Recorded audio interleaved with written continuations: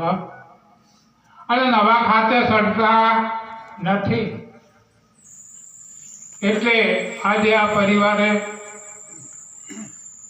અમારા આ વ્યાસપીઠના દીપાવના રામાપીઠ સેવા આશ્રમમાંથી પધારેલા મંગલરામ મહારાજ, બાજુમાંથી વડોદથી પધારેલા બાપુનું નામ અવધીરામ મહારાજ, અમારે લવારાથી પધારેલા ગંગારામ સાહેબ, કિંબુઆ ભક્ત મંડળ, પાલડી, આજીમોણા, કુંટાવાડા,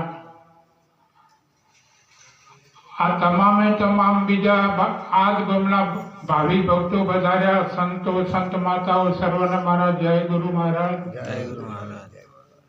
જે આવા મહેમાન રાખેલા આપણા વેદ પુરાણ શાસ્ત્રો ધન્યવાદ આપતા વાંચે કે ધન ધને કુળને વંદું, જે કુળમાં હરિદાસ્યા, કોટી સુરત તેની જનેતાના પવિત્ર પુત્ર પ્રકાશા. મહેમાનને કીધું, આમ નહીં કીધું બાપ. જે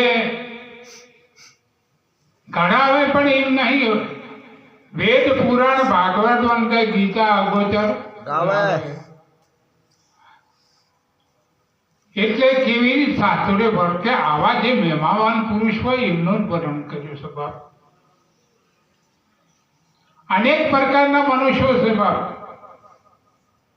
હમણાં કીધું કે મનુષ્ય એક જ છે બાપ, પણ એનું કર્મ એટલે જુદાપણું આવે છે. જેવું કર્મ એવું લાગુ પડે બાપ, પણ મનુષ્ય એક જ છે, બે છે નહીં. એનો પુરા હું સાબુ છું કે આપણે કદાચ એસટીમાં બેહવું હોય કે રેલવેમાં જવું હોય તો ટિકિટ કોની મળે? મનુષ્યની. વિવેક માટે ભલે બે લાઈનો બનાવી, બે બારીઓ બનાવી, એ વિવેક છે, પણ ટિકિટ તો મનુષ્યને જ મળે બાપ. એટલે મહારાજશ્રી હમણાં કીધું કે એક જ છે, બીજું છે નહીં. અને નરસિંહ મહેતાએ એમ જ કીધું છે કે અખિલ બ્રહ્માંડમાં તું શ્રી હરિ જુજવા રૂપે આનંદ ભાસે, દેહમાં દેવ તું, તત્વમાં તેજ તું, શૂન્યમાં થયો શબ્દ વેદ વાસે. પવન તું, પાણી તું, ભૂમિ તું, ભુજરા વૃક્ષ થઈ ફૂલી રહ્યો આકાશે. વિધ વિધ રચના કરી અનેક રસ લેવાને કાજે, શિવ થયો થકી જીવ થયો છે.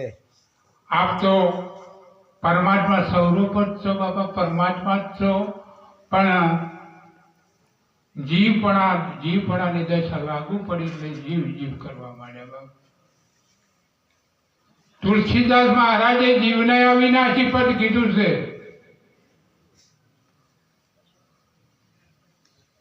ઈશ્વર અંશ જીવ અવિનાશી, ચેતન અટલ વિમલ સુખ રાશિ. ઈશ્વર અંશ જીવ અવિનાશી બાપ, જીવને અવિનાશી કીધો મહાપુરુષે. સાપ મારી દીધી તુલસીદાસ મહારાજ. એ કે આપ બધા અવિનાશી છો બાપ. સંતની દ્રષ્ટિમાં, સંતની દ્રષ્ટિ જેને મળી હોય, પણ હોય શું છે હો બાપ? એક તો જોણપણું અને એક અજાણપણું, આ બે મુદ્દા નડે. મોટામાં મુદ્દો હોય તો એક જોણપણાનો છે કે હું કોક જાણું છું,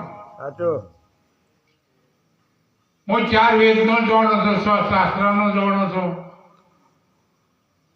18 પુરાણનો જાણું છું, 52 ઉપનિષદો જાણું છું, આ 84 હું જાણું છું, હું 4 ધામની યાત્રા પણ જાણું છું કરી છે. આ જોણપણામ બાપ રહી ગયા. જય હો. અને બીજા અજાણપણામ રહી ગયા. અજાણપણામ કેમ રહી ગયા કે એમને કોઈ રસ્તો બતાવવાનો ન મળે. જય હો. અને એ રસ્તાનું પૂછ્યું નહીં, એમને હેડ જ કર્યું.